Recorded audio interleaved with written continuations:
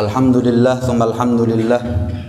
Senantiasa kita sama-sama memperbanyak rasa syukur kehadirat Allah Subhanahu wa taala atas segala limpahan nikmat, anugerah dan karunia yang telah Allah berikan kepada kita semuanya.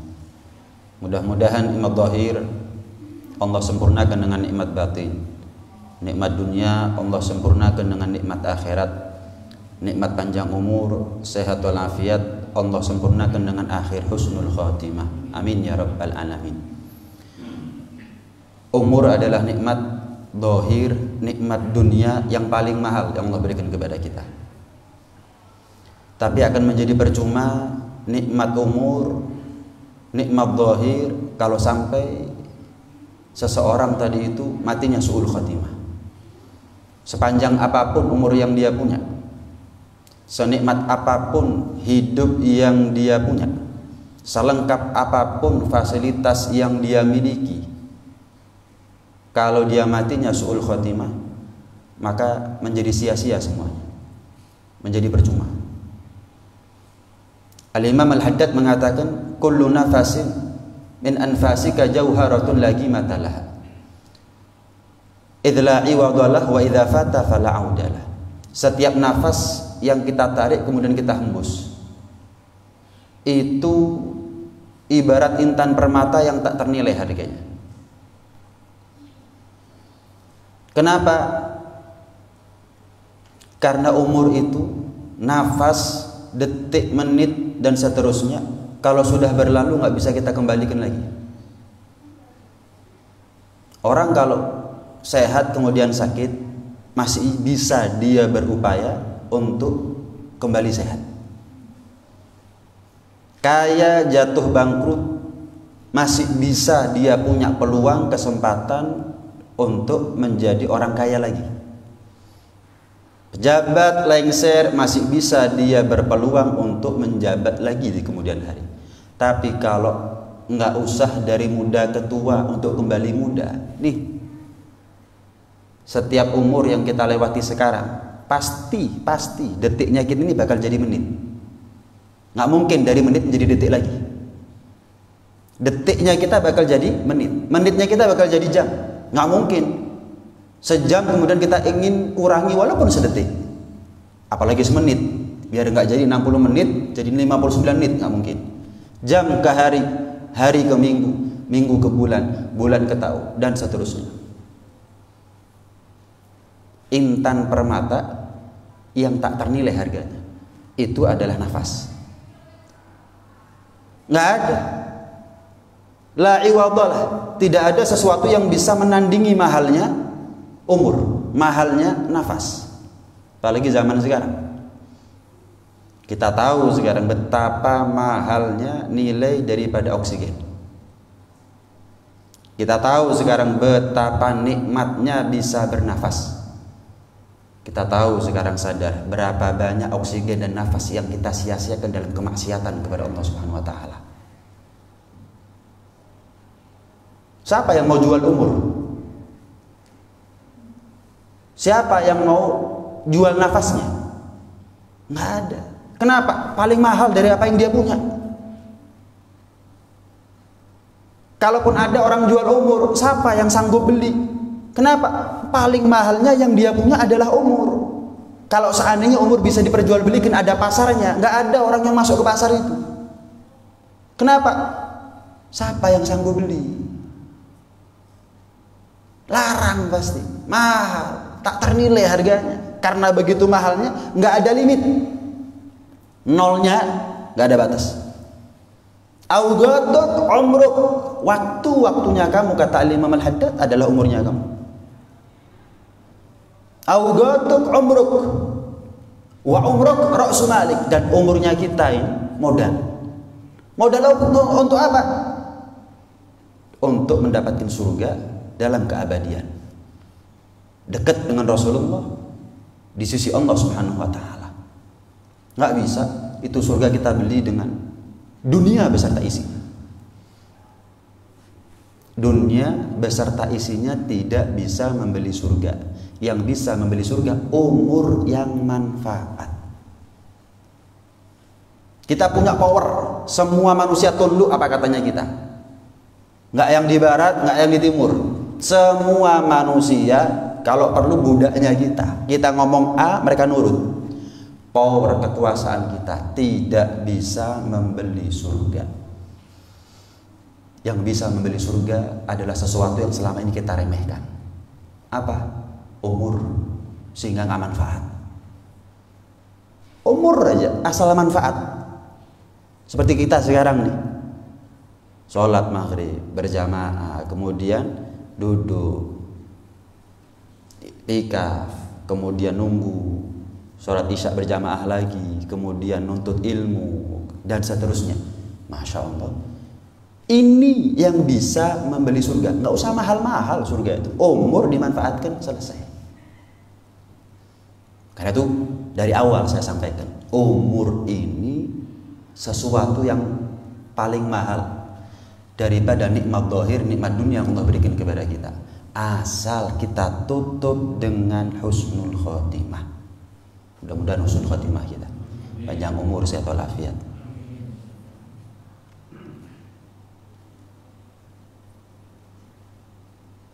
Kata Imam Al-Haddad juga mengatakan gimana? Wala tazalu sa'ilan minallah husnul khotimah. Selalulah kita memohon kepada Allah minta husnul khotimah. Maaf nih ya, maaf. Kita hidup di zaman dimana orang lebih takut mati positif daripada mati su'ul khotimah.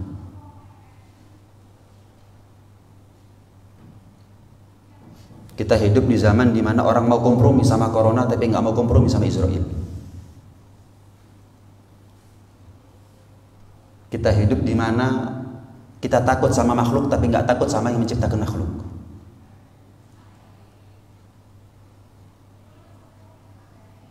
Kita hidup di mana takut sama sirene ambulan daripada sapaan Israel setiap hari 5 kali kepada kita.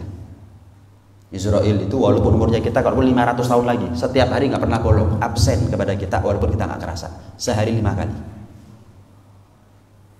Kita lebih takut kepada sirine ambulan daripada sapaan Israel sehari 5 kali.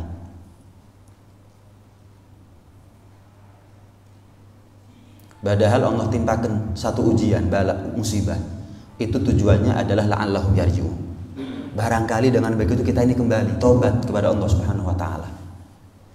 Tujuan bala, ujian, musibah itu agar kita kembali. Banyak dalam ayat Al-Qur'an.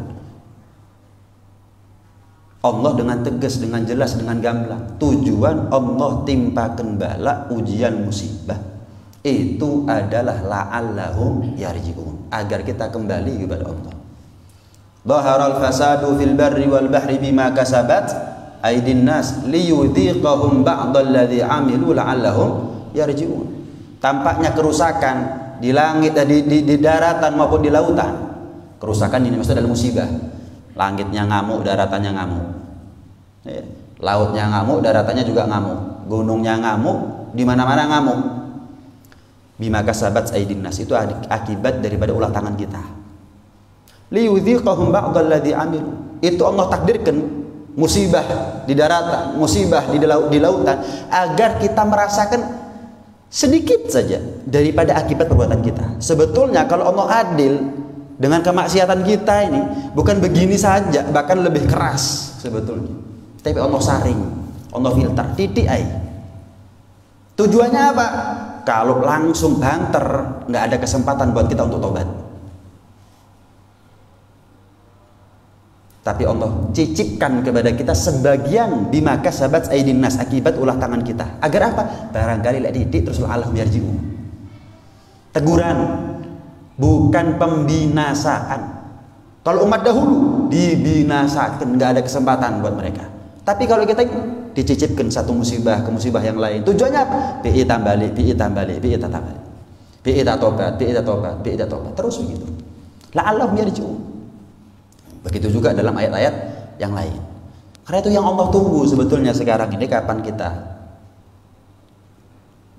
mendapatkan musibah, tobatnya kita. Tapi kita nggak tobat-tobat. Saya mau tanya, ini negara muslim apa bukan? Negara muslim, mayoritas muslimin. Tapi pernah dengar dari pejabat kita, ayo, taubat nasional, seruan taubat nasional, pernah dengar? Kayak kita hidup di Australia, hidup di Amerika, hidup di Inggris, hidup di Eropa. Kayak negara ini bukan negara muslim sama sekali. Nggak ada, ayo taubat. Yang ditunggu sama Allah itu taubatnya kita. Tugasnya dokter ngasih penyuluhan 3M sampai 5M. Tugasnya kami adalah protokoler keimanan. Kita dikubur, nggak ditanya sama malaikat matinya positif apa negatif. Oh positif, neraka. Oh negatif, oh selamat masuk surga. Nggak itu yang ditanya sama malaikat. Orang mati positif bukan karena celaka, bukan karena su'ul khotimah. Kita dikubur ditanya matinya gimana, su'ul apa husnul. Su'ul celaka neraka, husnul untung masuk surga. Wes.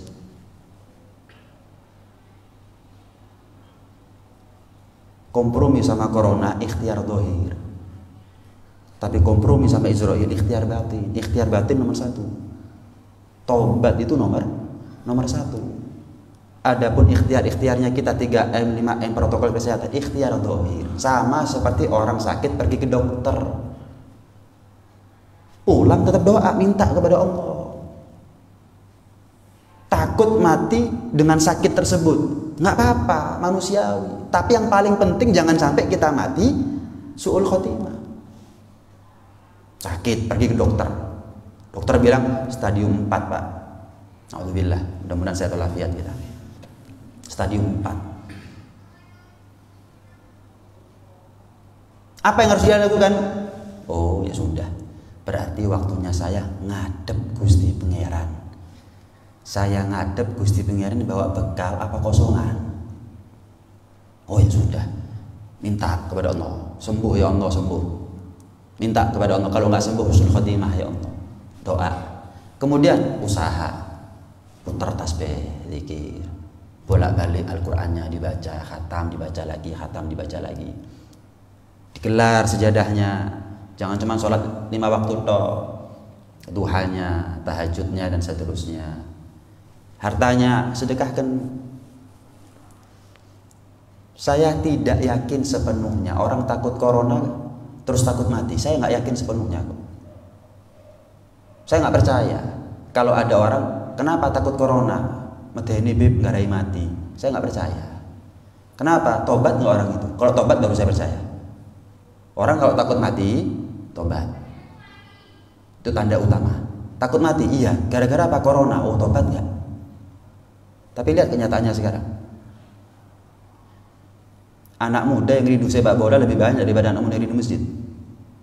Nggak diangkat ini wabah oleh Allah. Kenapa? Nggak berubah. Anak muda yang rindu diskotik dibuka lebih banyak daripada anak muda yang rindu kapan majelis dibuka lagi. Lebih banyak. Padahal kita hidup di Malang, mayoritas muslimin, apalagi di luar Malang. Kalau orang itu takut corona, terus takut mati, kotak amal itu penuh.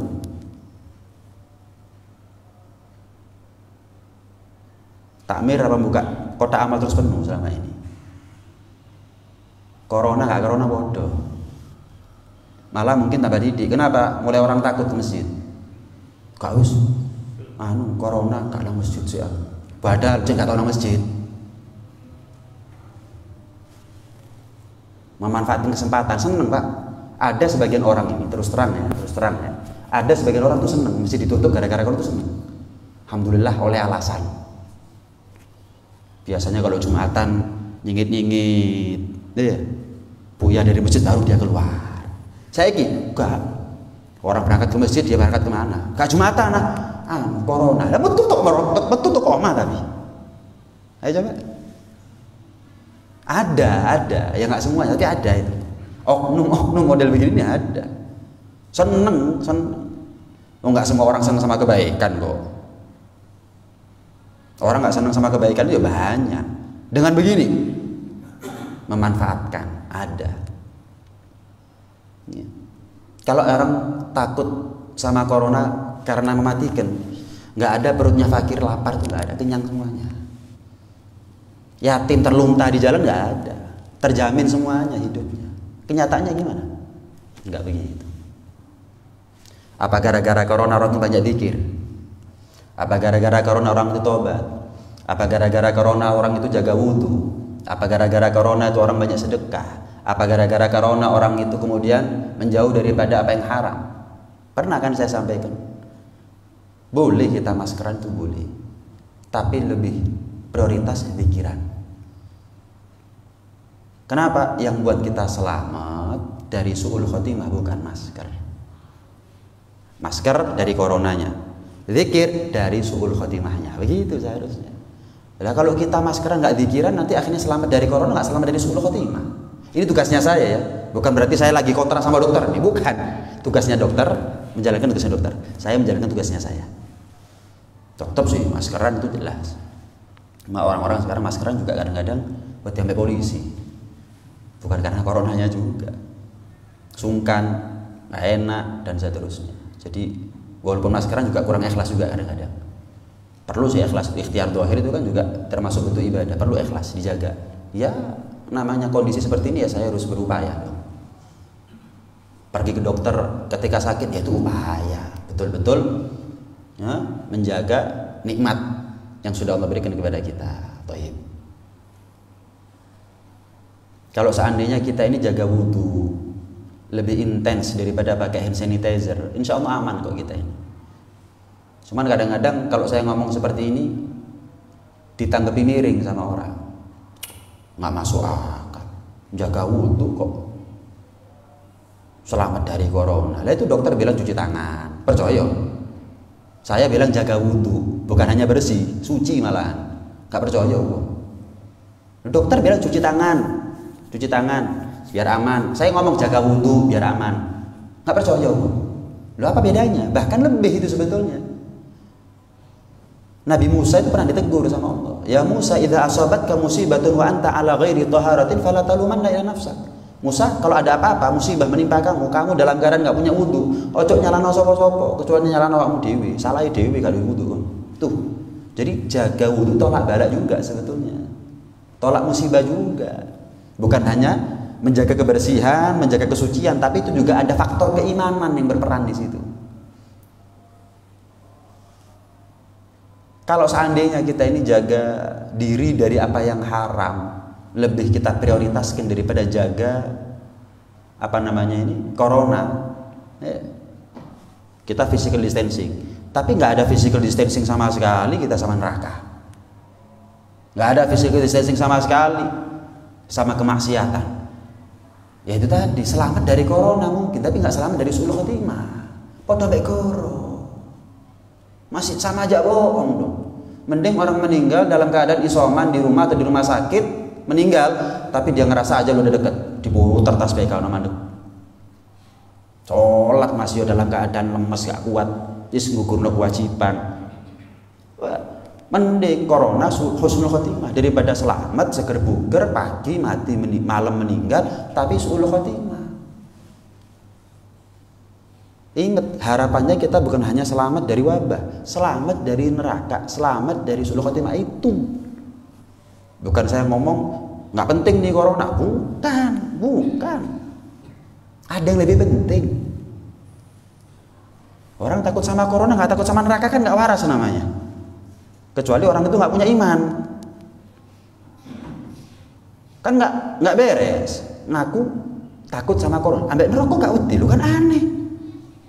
Lu aneh, dua iman apa enggak model ini? Itu gambaran. Ya. Kalau seandainya kita jaga wudhu, tobat, jaga diri dari apa yang haram, kemudian kita menjauh dari kemaksiatan, kemudian kita banyak zikir, istighfar, sholawat, insya Allah dari kemarin-kemarin sudah diangkat nih bala sama Allah. Kenapa? Ya itu yang ditunggu sama Allah. Allah ya, kita bicara Allah nih ya, kita bicara Allah. Allah nggak nunggu maskernya kita. Tobatnya kita yang tunggu. Allah nggak nunggu hand sanitizer-nya kita. Kalau perlu adus hand sanitizer kalau perlu. Allah nggak nunggu itu. Itu bicara sisi yang lain. Kita bicara bagaimana kita sama Allah.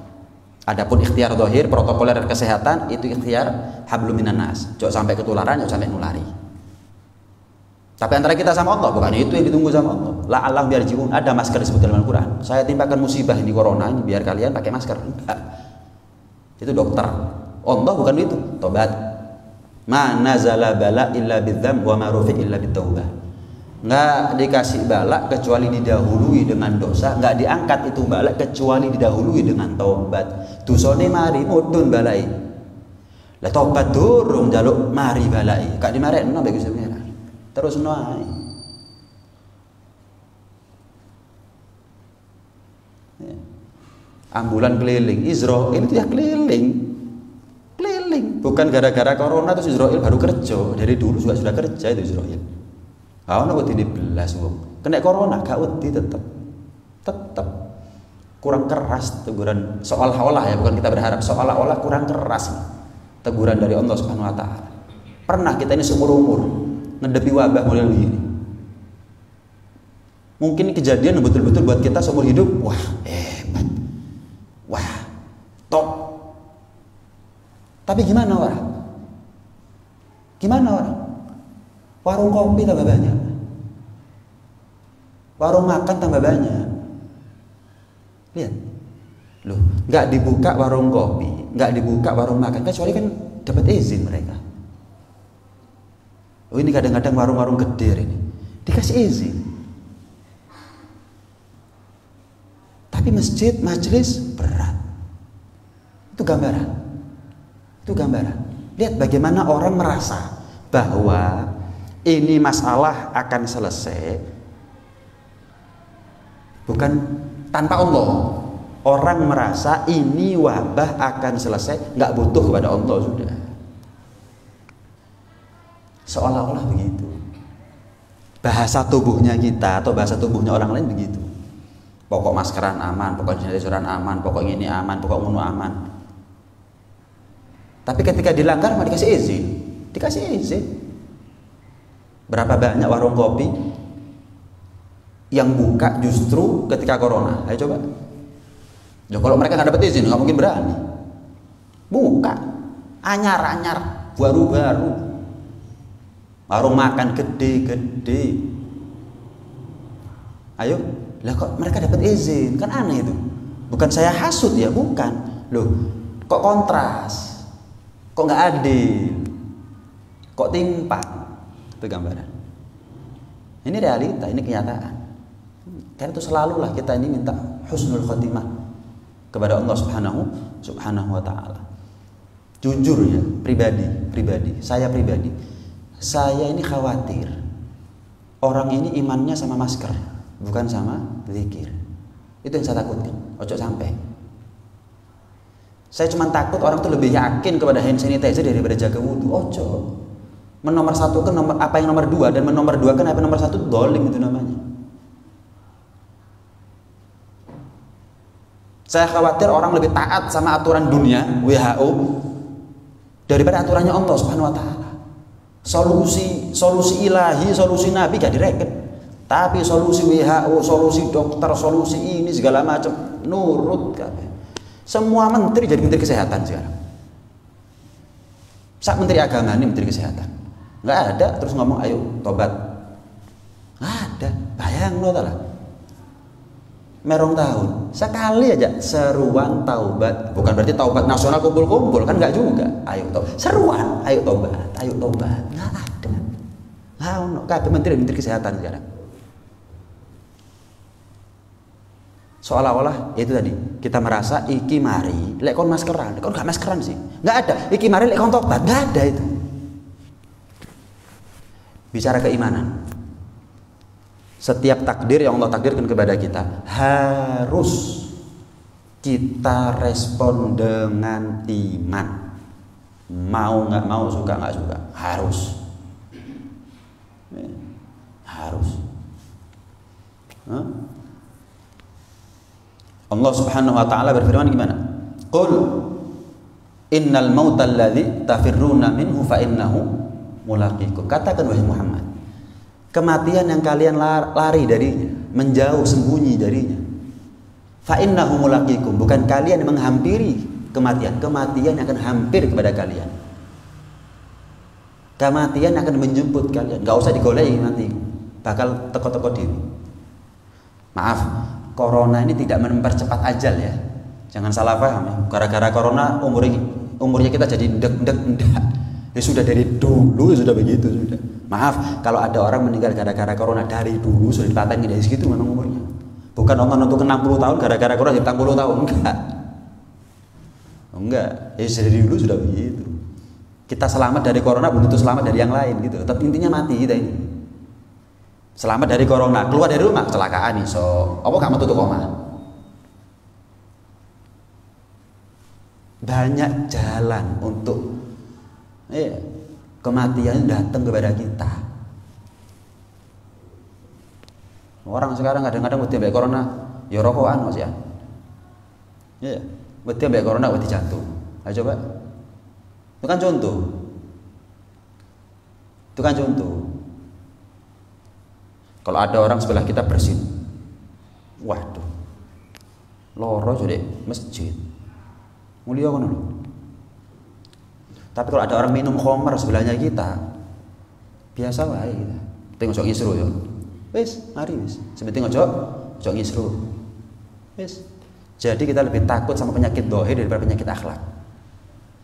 Kita takut ketularan penyakit daripada ketularan kemaksiatan.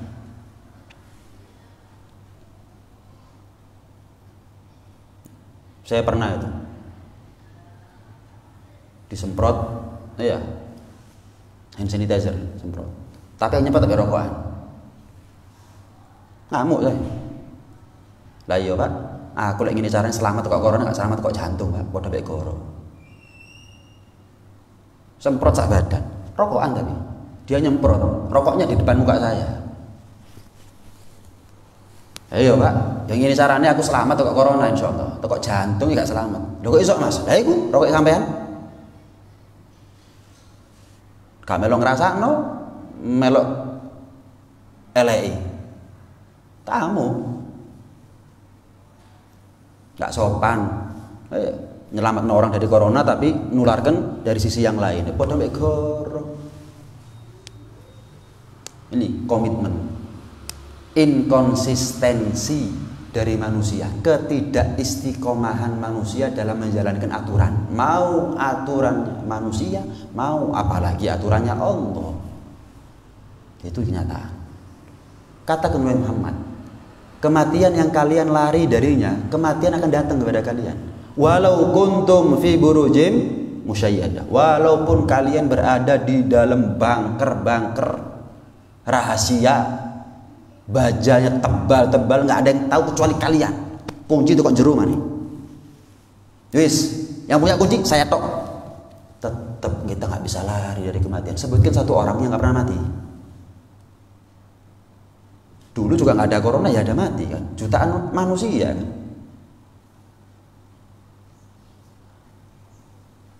Kita bisa menghindar dari corona, tapi kita nggak bisa menghindar dari kematian. Berarti kan intinya mati kita ini bakalan, cepat atau lambat. Nah, kita kapan tahu kita nggak bisa menghindar dari kematian? Ketahuilah kita masih bisa menghindar menjauh dari suhul khotimah. Berarti nomor satu, kapan mati? Husnul khotimah. Lek iso ojo kena corona, begitu. Mati-mati normal, ya bukan tidak normal ya, orang meninggal gara-gara corona kan wajar, sakit, wabah, ya. Wabah sama dengan orang mati gara-gara jantung, mati gara-gara paru-paru, ya sama. Mati gara-gara sesek sama, bukan berarti matinya apes. Cuman kita ini nggak mau mati gara-gara corona, kenapa? Karena sing nyolati. Takutnya apa? Gak dimandikan. Takutnya apa? Keluarga 2 minggu sebelum kita meninggal gak ada yang jenguk. Sampai kadang-kadang maaf, ibu meninggal, anaknya gak jenguk. Wedi ambek corona, kebacut. Ibu loro 2 minggu. Kejadian ini di daerah Saujajar 1. Saya diceritani satu orang. Ya Allah, Beb, tetangga masjid Bib meninggal ibunya Bib sendirian di rumah. Anaknya gak ada nyuwun. Alasannya dia ambek corona. Ya Allah, kalau saya tetap diantisipasi ya, tetap tak cungu. Mati lah kan mati kok. Takdir bukan gara-gara saya jenguk ibu ketika sakit terus jadi cepat ajalnya saya, enggak, cuman tetap antisipasi.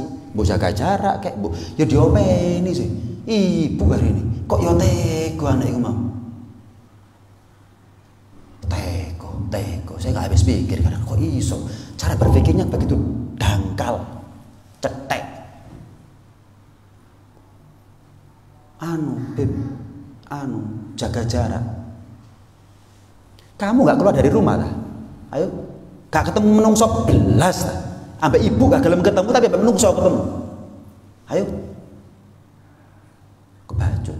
Ada, itu ada. Ayo, gak kena-mena. Kita ini takut sama coronanya hanya karena itu. Bukan karena takut apanya, sama. Orang mati semua karena sebab apa juga sama. Cuman wedi gak didusi, kan harus nyolati, iya. Kemudian dikubur nggak ngadep kiblat. Saya takut orang mati gara-gara corona itu nggak dikubur ngadep kiblat. Kenapa? Kan pakai peti. Dibawa ambulan, ngebut otomatis kan. Itu apa ndak? Melumah. Ini pertanyaan pribadi ya. Saya nggak tahu. Pertanyaan pribadi, bukan kritik. Saya nggak tahu. Saya tanya. Itu kalau peti kan lebar. Orang melumah kan tipis. Orang tidur miring ngadep kiblat kan tipis. Itu di belakangnya itu, punggungnya orang meninggal itu dikasih penahan nggak? Bantal kayak atau apa kayak apa caranya nggak sampai melumah.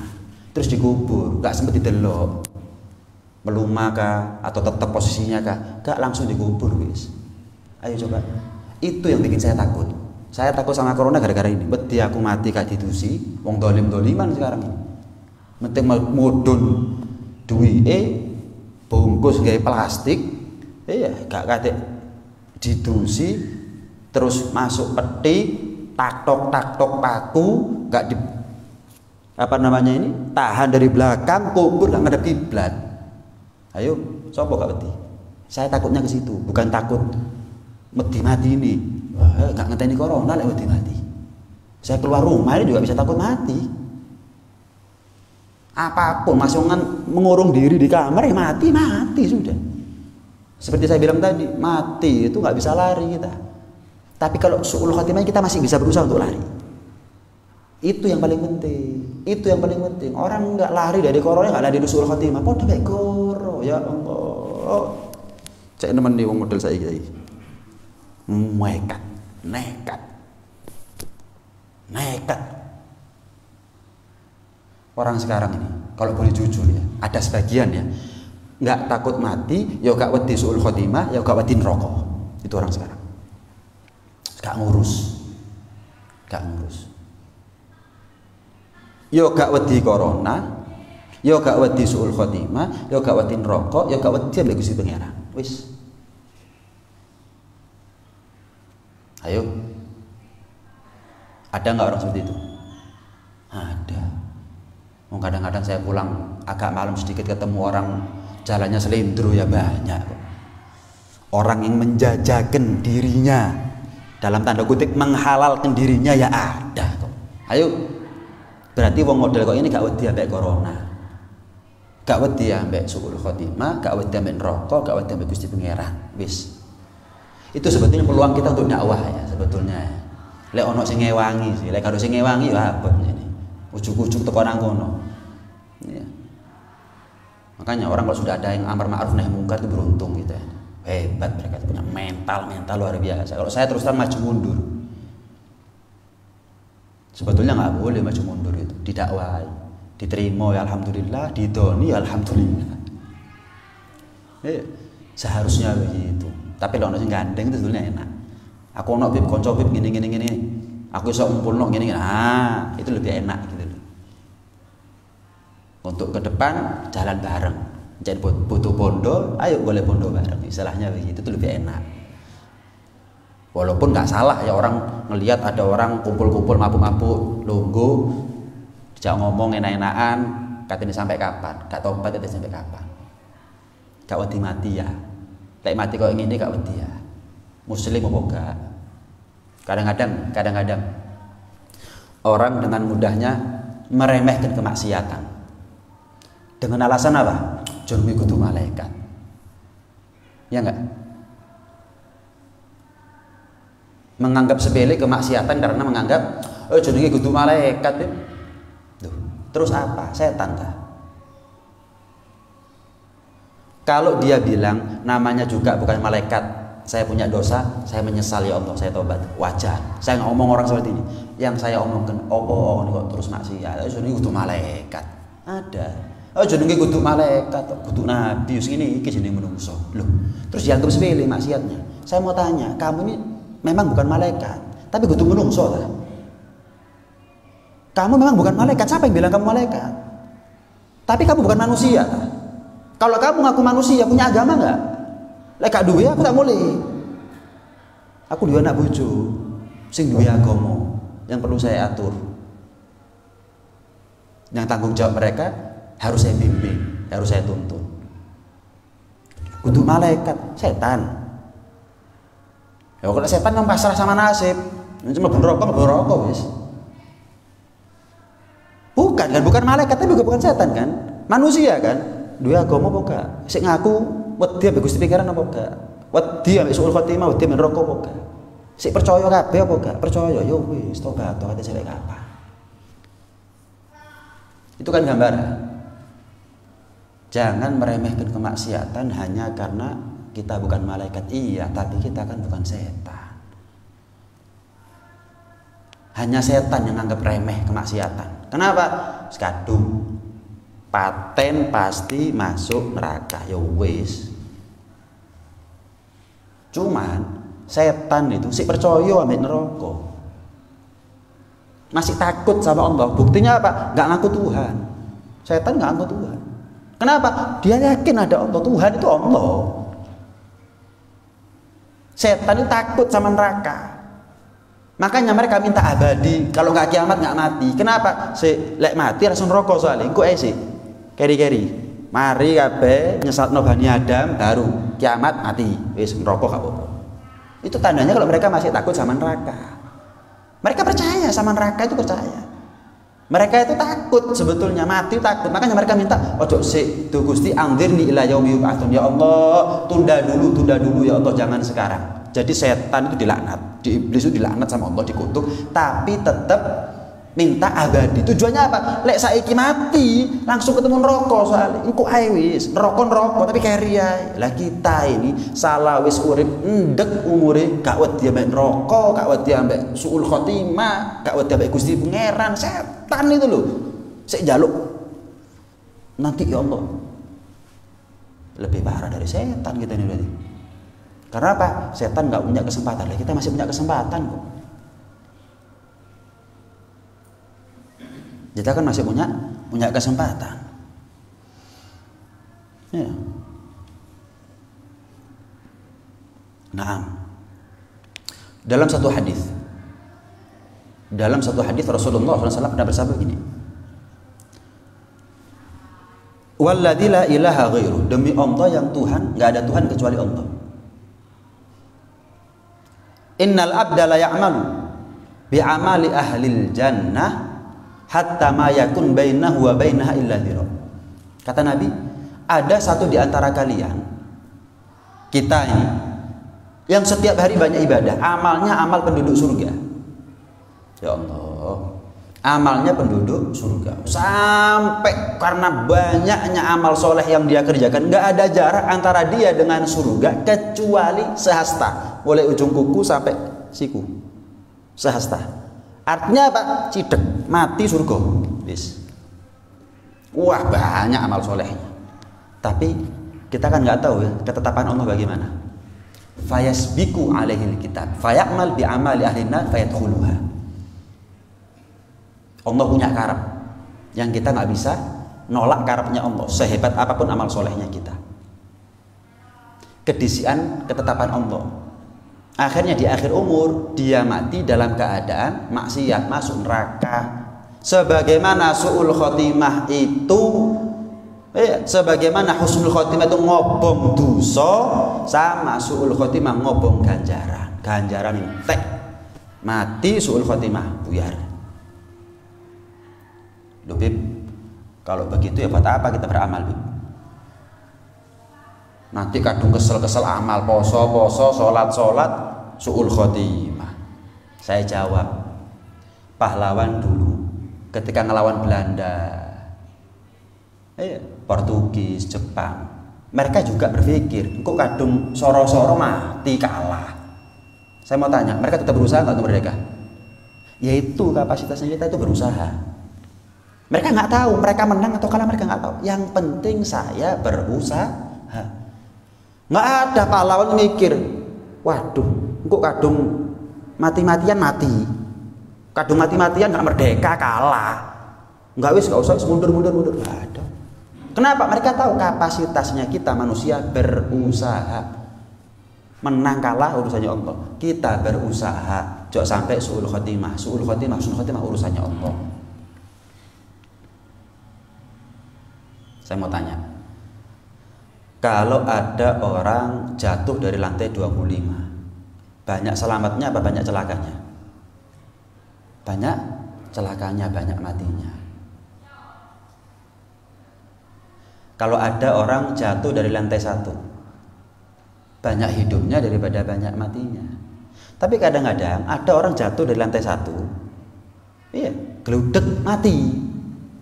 Ada. Tujuannya apa? Itu kan namanya su'ul khotimah. Dalah lugur atau ke lantai 1 ya. Mati. Tujuannya apa? Wedi. Jangan mentang-mentang jatuh dari lantai 1 banyak yang selamat. Ya wis, tak nyoba sih lugur atau ke lantai 1 selamat gak? Masa begitu? Ya enggak waras. Sama jatuh dari lantai 25 ya banyak matinya daripada selamatnya. Tapi kadang-kadang ada yang selamat. Maksiat. Subhanallah selamat. Kenapa? Husnul khotimah. Kapan taat mati? Alhamdulillah. Gak tahu sholat kapan sholat mati. Gak tahu poso kapan poso mati. Alhamdulillah. Itu lebih banyak kasus orang itu mati husnul khotimah daripada orang itu mati su'ul khotimah. Artinya banyak taat terus mati su'ul khotimah. Titik. Yang banyak maksiat, subhanallah matinya su'ul khotimah. Lu ya kayak cerita seperti itu. Lebih banyak itu tanda rahmatnya Allah. Itu tanda rahmatnya Allah lebih gede. Tapi bukan berarti gara-gara ada satu orang terjun dari lantai 25 selamat urip, terus kita mau nyoba terjun dari lantai 25, ya keliru, nggak waras orang seperti ini. Bukan begitu. Pokoknya ojo sampai lugur. Mau dari lantai 1 apalagi dari lantai 25. Ojo. Sama. Pokoknya kita jangan sampai maksiat. Kapan maksiat mati ya Allah? Nggak tahu maksiat bisa mati ayo. Jangan. Mati dalam keadaan maksiat, apapun bentuk maksiatnya kan su'ul khotimah. Ya wis, jangan wis, ojo. Apalagi zaman seperti sekarang ini, ya ojo, bahaya. Ya, umuri wong ya, Israel panen wis ojo wis. Mari wis resik maksiat, bukan resik ya. Wis mari tuwu maksiat itu wis cukup. Kapan dijemput Israel gak maksiat aku. Itu gambarannya. Jadi ada cerita husnul khotimah biar kita yang banyak dosa ini punya harapan. Ada cerita su'ul khotimah biar kita yang banyak amal ini ya wedi. Kita datang ke sini kan karena takut dan berharap. Karena takut dan berharap. Penjajah melawan pahlawan melawan penjajah itu karena takut dijajah dan berharap merdeka. Sama. Kita datang ke sini karena takut takut neraka, berharap surga. Takut su'ul khotimah, berharap husnul khotimah. Itu sudah. Itu kapasitasnya kita. Wis. Masalah nanti mati bagaimana? Wallahu a'lam. Cuman asal kita tahu, wong lek lugur teko lantai 1 akeh selamat kok. Ya wis itu sudah. Jangan kemudian iku Beb maksiat tok Beb terus husnul khotimah Beb. Terus yang kita tiru maksiatnya kan aneh. Ada orang maksiat. Kapan taat? husnul khotimah, mati dia. Terus kita tiru maksiatnya, kan aneh. Yang kita tiru gimana caranya kalau dia bisa husnul khotimah? Oh tobat sih, oh mandek sih, oh mlebu masjid sih, oh sholat sih. Ya itu yang kita tiru. Kan aneh ya. Ada Bib, orang itu sakit stadium 4 waras Bib, terus kita niru sakitnya. Ya kita tanya, kamu kok bisa sembuh, gimana caranya? Aku gini, ke dokter ini, terus alternatif ini, minum itu. Ya itu yang kita tiru, bukan niru sakitnya. Tertipu kalau kita ngomong, ada Bib, fulan maksiat tok wis. Mulai bahaya, tidak perlu maksiat. Subhanallah mati husnul khotimah. Terus kita niru maksiatnya, berharap husnul khotimah. Ya kan aneh. Jalurnya beda yang ditempuh kok kemudian berharap sama. Nggak ketemu. Yes. Kita minta panjang umur, kita minta sehat walafiat, kita minta husnul khotimah, kita minta diselamatkan dari musibah zahir, musibah batin. Allah selamatkan kita dari fitnah jasmani, Allah selamatkan kita dari fitnah rohani. Mudah-mudahan dunia akhirat kita dikasih selamat oleh Allah Subhanahu wa taala. Adapun jamaah kita, ya, kerabat kita, keluarga kita, sanak famili kita, tetangga kita, orang tua kita, mertua kita, anak kita, saudara kita, semuanya yang meninggal dunia, ya, muslimin muslimat, mudah-mudahan ya, itu menjadi pahala syahid buat mereka semuanya. Allah jadikan itu lantaran Allah terima segala amal ibadahnya mereka dan Allah ampuni segala dosanya mereka. Itu dijadikan oleh Allah meninggalnya mereka karena Covid, itu menjadi sebab mereka dientengkan oleh Allah setelah matinya. Dientengkan oleh Allah setelah matinya sampai abadi ada di dalam surga. Dan adapun yang tersisa yang masih hidup bersama kita, mudah-mudahan mereka dikasih panjang umur, sehat walafiat, taat kepada Allah, patuh kepada Rasulullah SAW, dan mudah-mudahan kita kumpul lagi sebagaimana kumpul di dunia, kita kumpul lagi nanti ada di akhirat di surganya Allah Subhanahu wa taala. Amin. Allahumma amin amin ya rabbal alamin. Rabbana anfa'na bima 'allamtana